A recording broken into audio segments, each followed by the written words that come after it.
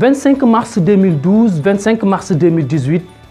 mu di nag juróom benn at gannaaw ba président de la république Macky Sall yegsee ci bopp nguuru Sénégal seen premier site de référence Dakaractu TV fas yéene samp laaj jox kàddu ñi nga xamante ni ñoom ñoo nekk ci nguur gi naka noonu ñi nekkee ci kujje politique bi comme société civile ku ci ne ci ñoom fas yéene indi sa xalaat natt tamit nan nga gisee président de la république ni mu yoree Sénégal juróom benni at yi fii la ci seen premier site de référence Dakaractu TV.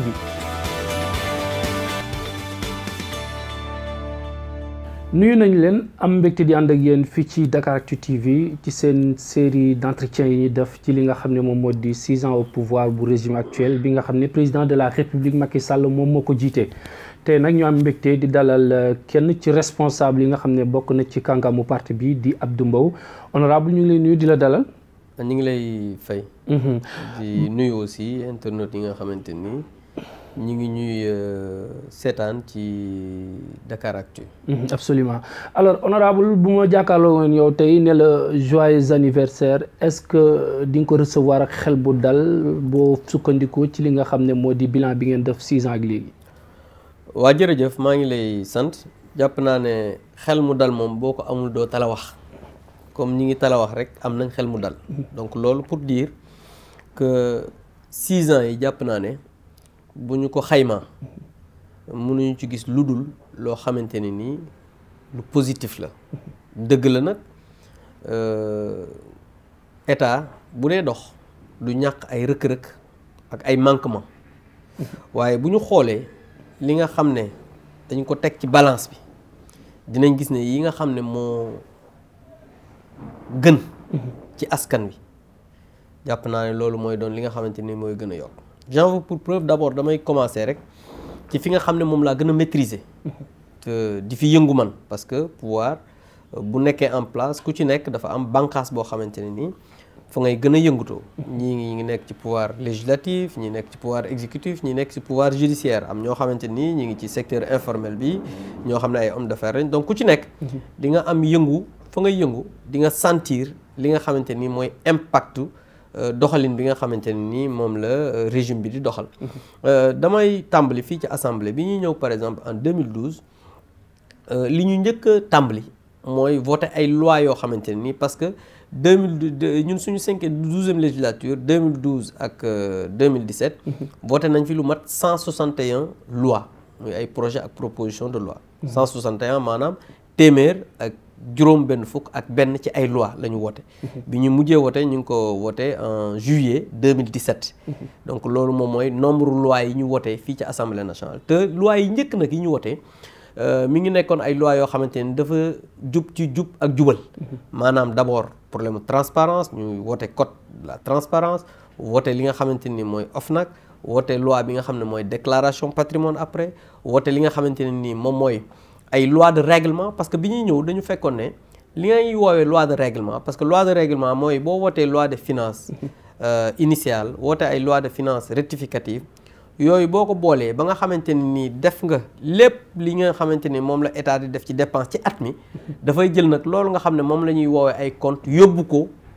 Cour des comptes ñu saytu ko xool exactement ba xam ñun li ñu woote ak li ñu dépensé dëppoo na suñu paree ñu doog a indi assemblée nationale ñu saytu ko daal di woote loi de règlement yooyu bu fekkee ne dafa am ay tardement loolu mooy wane ne ni ñuy yore xaalisu askan wi jaarul ci yoon wala amul transparence trop bi ñu ñëwee nag fekk nañ fi ay loi de règlement yu bari yoo xam ne woote wuñ ko woon ba pratiquement depuis 2011 mais ñun fii may wax ak yow ni loi de règlement at mii passé ñëw na ba ñu woote ko donc pour wax ne non seulement woote man yi ñu fi fekkoon mais aussi ñun 2012 ak léegi ñi ngi fexe tout pour que transparence bi nga xamante ni moom la président doon woote ñu am ay firnde ci loi yi nga xamante ni moom la ñuy woote donc loolu muy foo xamante ni rek mooy secteur bi nga xamante ni tey fi laa nekk muy assemblée nationale am na ay beaucoup de lois yoo xam ne woote nañ ko fii te am na impact ci population bi par exemple mën naa ci jël exemple loi sur le tabac mën naa jël exemple code général des impôts bi nga xam ne woote woon nañ ko fii mën naa jël exemple aussi l'acte 3 de la décentralisation woote nañ ko mu ñëwaat loolu mooy wane ne d'abord gouvernement bi malgré bi ñu ko wootee moo am ay rëq-rëq ñëwaat na assemblée nationale ñu xool nan lañ koy defee pour améliorer ko. Donc am na ay lois yu bëri yoo xamante ni voté nañ ko fi mu am impact non seulement sur le plan de la transparence mais aussi am ay impact social yoo xamante ni askan wi dinañ ci gis seen bopp. Donc loolu sur le plan quand même parlementaire mun naa wax ne am na ay jéego yu am solo yoo xamante ni président de la République ak son régime def nañ ko.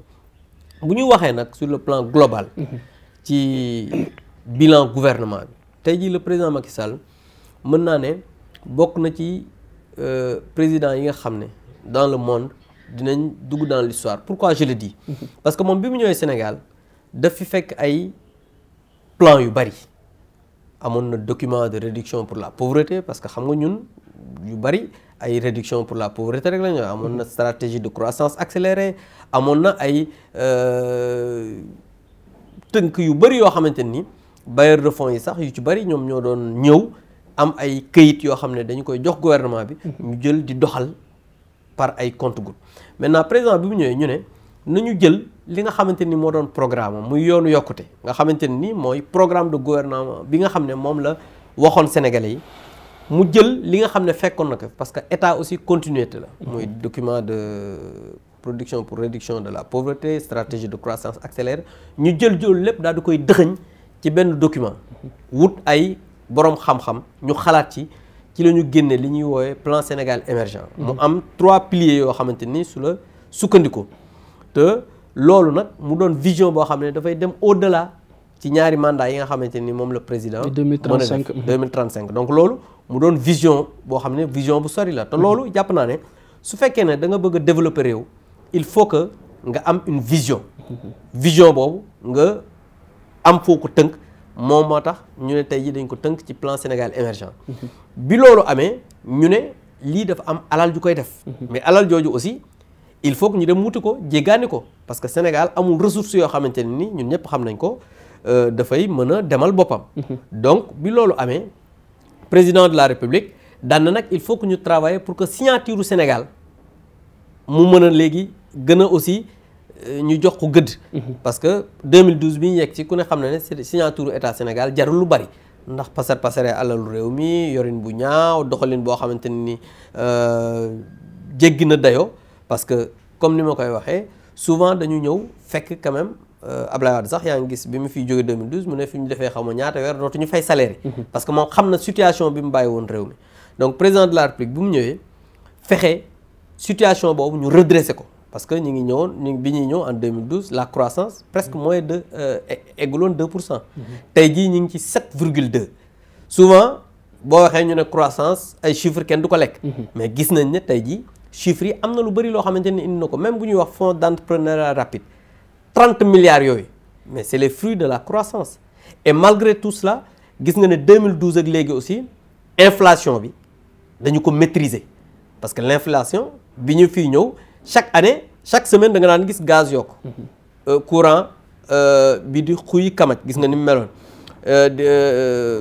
avant may wax ci courant bi sax damay wax inflation bi da nga daan gis chaque semaine ñu ne carburant yokk na ceeb yokk na dëwlin yokk na ak leneen ak leneen ak leneen non seulement président bi mu ñëwee dafa diminuer les denrées de première nécessité mais ba pare ñuy maîtriser inflation boobu te inflation pour nga maîtriser ko il faut mettre de l'argent et pour nga xam xaalis il faut que quand même mu am ay fruits de la croissance il faut que yorenu réew mi mu sell dox ba nga xamante ni di nga am alal joo xamante ni di nga mën a am compensation pour nga mën a maîtriser inflation bi loolu c'est des techniques budgétaires yoo xamante ni bu fekkee ne yor bi nga yor alalu askan bi sellul doo mën a am ci loolu te loolu aussi absolument tax na problème mu sur le plan social ay mesures yu am solo yoo xam ne nit ñi sax dañ koy fàtte. bul fàtte ne impôt sur le revenu dañ ko dindi bi président ñëwee loolu mu yokk pouvoir d'achat aussi le citoyen sénégalais. loolu aussi c'était des mesures yoo xamante ni des mesures fortes yoo xamante ni impacté na un peu population.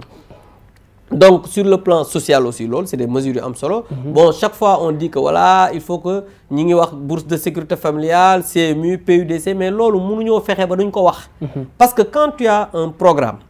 ngay doxal sénégalais yi dénk la mais boo defee di nga ne man kat def naa nangam ak nangam ak nangam pour espérer avoir un deuxième mandat kon na sa liggéey. moo tax tey jii président de la République bi mu ñëwee daan ne dafay travailler à ce que mu am maintenant benn nivellement entre les couches les plus favorisées yi doon nekk dans les villes ak la campagne mais moo tax tey jii ñuy injecter de l'argent dans le monde rural au niveau du PUDC di defar ay pistes de production di defar électrification rurale di leen defaral ay forages. parce que nag dañ daan gis ne alalu réew mi budget bi dafa daan dem trop dans les villes bàyyi la campagne. tout à fait ñu ne PUDC bi dina tax au moins mu am benn répartition des ressources pas très équitable mais au moins mu tane. ba nga xamante ni dinañ dem ba benn moment. le monde rural dinañ sentir bu baax ne état bi mi ngi def loxoom bu baax ci doxalinu. absolument réew mi et je pense que loolu c'est des mesures. tout à fait fortes yoo xamante ni. mais tey jii mën nañu ko saluer sauf que bu ñu la déggee ngay wax on a l'impression que ni ci Eldorado lañ nekk dans un pays bi nga xamante ni contexte bi nga koy waxee l'opposition est plus que jamais déterminée agité wu di fustiger li nga xamante ni ñoom moom la ñuy wooyee benn genre gestion boo xamante ni nébuleuse la népotisme en parfait désaccord ak yéen li nga xamante ni moom moo leen fi indi woon ngeen koy prôner comme gestion vertueuse bi nga doon wax ak léegi tey jii nii. presque tableau bu sombre lañ dressé ci ay chiffres yi nga xamante ni ñoom dañ koy wax contrairement ak tey jii li nga xamante ni xam nga ay chiffres nga ma wax mosoo doo dégg ñu wax ay chiffres. da ngay wax rek comme ku mel ne sama waa ji dëkk Thiès Idrissa ay dame de compagnie de la première dame dëkk bi dafa Macky le président les Sénégalais souffrent je vais changer l'hymne national comme si bu ñu changer hymne bi nit ñi da leen di jox ceeb bu ñu lekk. moi je pense que il faudrait que ñu arrêter xam nga arrêter mooy lan mooy du question Eldorado mais li may wax nii man. ay chiffres la. xam nga dama la wax ne la moins 2% la ñëwoon ñëw 7,2%. loolu chiffre la ceeb beeg dawlin bi ñu ñëwee 2012 wàññi nañ ko xam nga ko yow yëg nga ko fekke nga ko sa bulletin de salaire booy liggéey gis nga ne dindi woon nañ impôt sur le revenu loolu yëg nga ko PUDC boo demee ci àll bi gis nga ko yéen Dakaractu gis nga ne am na ay piste de production forage defar nañ ko. li nga xam ne mooy électrification rurale am na ay jamono avant 2012 ñemewoo ñëw di def interview parce que balaa ngaa pare courant coupé loolu gis nga ne amatul li nga xamante ne ni moom mooy courant yëg nga ne que xam nga ne wàññi nañ ko loolu lu am la aujourd'hui li ma lay wax nii amul kenn ku ci mën a dindi virgule waaye opposition bi nag boo nee ma dañuy wax tableau sombre borom gémmiñ guy nàcc mënul wax jàmm d'abord je vais te donner un exemple xam nga dégg naa Mamadou Diop Decroix qui fait partie des leaders de l'opposition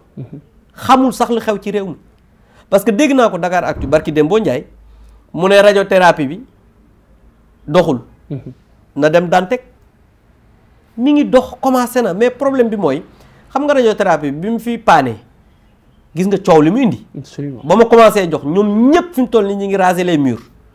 mi ngi dox xamul sax lu xew ci réew mi maa ngi ko dégg encore yow mi yaa ko doon interviewé muy wax ne waaw privé bi ñi ngi leen di war nañ leen fay alors que commencé nañ leen fay boobu yow sax yaa ko fàttali donc pour te dire que bu nekkee ci réew. nga ne da nga ko bëgg a jiite nekk un opposant nekk un responsable. boo ibbee sa gémmiñ war a di wax rek. war ngaa wax loo xamante ni lu la wóor la. ñoom ils ne sont ni informés xamuñu lu xew xam nga lan mooy seen activité principale conférence de presse dans les salons climatisés de Dakar di ŋàññ te ŋàññ boo xamante ni amul kenn ku ci def proposition du ñu am benn projet de société boo xamante ni alternative la xam nga ñun par exemple bi ñu nekkee dans l'opposition président Macky Sall dafa ñëw wax ne su ma ñëwee suñu ma falee dinaa def bourse de sécurité familiale tey jii mi ngi koy doxal su ma ñëwee dinaa def couverture maladie universelle tey mi ngi koy doxal su ma ñëwee dinaa fexe ndaw ñi am liggéey tey jii mi ngi koy doxal bien que nag problème la encore le travail pour les jeunes. parce que nag ça c'est un problème mondial boo xamante ni moom moo am souvent damay dégg l'opposition ñuy wax par rapport ak les finances publiques bay tudd affaire dette le service de la dette nangam mais loolu je pense que il faut que ma ñëw ci pour indi ay leeral xam nga boo demee dans les pays développés ay France seen dette c'est plus de 100% en Chine c'est 200%. Aux États-Unis waxaale wu ma ko xam nga une dette pour mu jariñ mooy il faut que la dette d'abord soit soutenable ak dette bi lan nga koy dee xam nga bu fekkee da ngay am une dette faye ko ay salaire wala nga organiser ko lu mel ni ay fesman mais loolu c'est une dette qui n'est pas utile mais bu fekkee da nga leb investir muy générer ay ressources kooku la dette mën nañu wax ne dette bu baax la ba pare dans l'espace UEMOA un pays très endetté mooy boo demee ba seuil 70% du PIB aujourd'hui on est à 61% du PIB ba pare ma expliquer la en 2012 dama lay jox des exemples te li ma lay wax nii c'est des choses yoo xam ne on peut vérifier ça dans les livres de la BCEAO parce que c'est des chiffres yu am xam nga en 2012 sous le magistère du président Wade le taux d'endettement toléré moom moo ko doon wax 17% et ratio bi nga xam ne moo amoon dette bi au PIB en 2012 c'était 46,8%. ratio bi ñoom li ñu doon fay au PIB 46,8% en 2012 aujourd'hui en 2017 ça se situe en 33,7%. est-ce que yaa ngi dégg baax li ma la malgré seen coow lu bari lépp doo ci dégg mukk kenn jox la chiffre exact ne la lii la da ngay dégg rek ñu naan dette bi am na ñoo xam ne sax xamuñu luy dette xamuñu sax luy dette mais dañuy nekk ci rumbulement bi rek di wax di expliquer di jéem a lëndëmal xelu sénégalais alors que sénégalais je pense que bu ñu leen waxee ne parce que mënu ñëw ne non lépp dox na tout est mieux dans le meilleur des mondes possible loolu ku koy waxit c'est parce que yow dafa mel ne yow da nga jàppee sénégalais yi ay bàyyi ma mais am nañ sañ-sañ ne président Macky Sall son bilan il est positif absolument moo tax aujourd'hui il n'attaque jamais le pouvoir ci ay biir mais Idriss Seck moom comme il veut se ressusciter politiquement moo tax fu mu toll lu jóg lu xew rek mu jóg wax ci je l'ai entendu dans une interview benn proposition bi mu def mooy je vais changer l'hymne national et li mu ci wax mooy on parle pas de même en France il a pris l'exemple de la France parce que comme moom c'est un Sénégalais de la diaspora il passe beaucoup plus de temps à l'étranger qu'au Sénégal donc il prend toujours l'exemple de la France et pourtant chaque jour yaa ngi dégg ñuy ŋàññ naan français yi nangam alors que lui maa ngi ko dégg mu ne dafa bëgg nekk président de la République du Sénégal daane on ne dit pas République de France on dit République française mu ne il veut ñuy wax maintenant République sénégalaise mais il faut que Idriss Seck xam ne le feu Mbaye Gueye l'éminent professeur d'histoire à l'université Cheikh Anta Diop disait le rêve c'est le dimanche de la pensée quand l'esprit n'a rien à faire il peut se permettre de rêver. Tout à fait. On ne peut pas teg ci on ne peut pas référer à ses propres normes pour juger l'autre. Quand on se réfère à ces normes pour juger l'autre on peut juger l'autre en le traitant de barbare. Idriss Seck li mu war a xam mooy ñun ay sénégalais lañ parce que maa ngi dégg mu naan ay trip française non Sénégal da nga leen di wax lu ñu mën a dégg munoo jël li nga xam ne moom moo ay valeurs France ba ko transposer au Sénégal en disant que République française dañuy wax donc dañu war a wax c'est non mais attends il faut qu'on soit beaucoup plus sérieux. Absolument. Parce que quand on veut être président de la République c'est pas une fonction banale c'est la fonction suprême dans ce pays et je pense que ku bëgg a jiite Sénégalais yi da nga leen di wax loo xamante ne nii mooy des propositions concrètes comme président Macky Sall li nga xamante ni tey ji moom la wax mën a taxaw ne def naa ko ñu gis que teg ci loxo au lieu que ñëw fii bëgg a nekk di roublard à gauche à droite je pense que loolu ça ne marche pas tout à fait honorable émission bi jeex na mais en 30 secondes rek question boobu mënuñ koo ñàkk évoquer parce que c'est d'actualité alors li nga xam ne mooy système de parrainage bi si sa gis-gis c'est une façon de rationaliser li nga xamante ni mooy landerneau politique bi wala c'est une façon pour yéen ngeen am ndëgg sërëxal bi ngeen jox opposition bi pour ñu mën a bañ a dem mais bul fàtte ne parrainage bi gars yi ñi ngi wax mais dafa mel ne xamuñu loi bi njëkk bi xam lan la wax dafa wax ne parrainage bul fàtte ne candidat indépendant yi rek lañu ko ñoo ko jagleeloon maintenant dañu ko defal ñëpp mais nag président de la République Sénégal boo ko bëggee nekk mais xanaa nag war ngaa mën am parrainage le 1% électeurs yi et dans 5 régions mais yow Sénégal da ngay jékki-jékki rek jug rek ku mu neex rek ñëw ne da ngaa bëgg a nekk président non c'est pas comme ça et je pense que dans la vie la démocratie dañu koy encadrer parce que démocratie du anarchie li fi xew élection yi passé élection législative 48 listes yoo xam ne 13 rek ñoom ñoo ci ñëw assemblée nationale ñi ci des ñëpp kenn amu ci 0,00%. loolu nga defee ne dëgg la alors que ñu jël alalu askan wi defaral leen ko ay bulletins jox leen ay affiches di leen jox lu ñu ko am mais loolu c'est inacceptable. kon c'est dans le cadre de rationaliser. non man je pense que ça c'est mon point de vue. L'État de toutes les manières moom moo am sañ-sañ. rationaliser non seulement le landerneau politique mais aussi moom moo am sañ-sañ organiser. la démocratie ba nga xamante ni non seulement askan bi nga xamante ne ni ñoom la ñuy jël seen alal. di ko investir au niveau des élections ñu mën a xam seen alal fan lay dugg. ñaata lañ ciy dugal ba pare aussi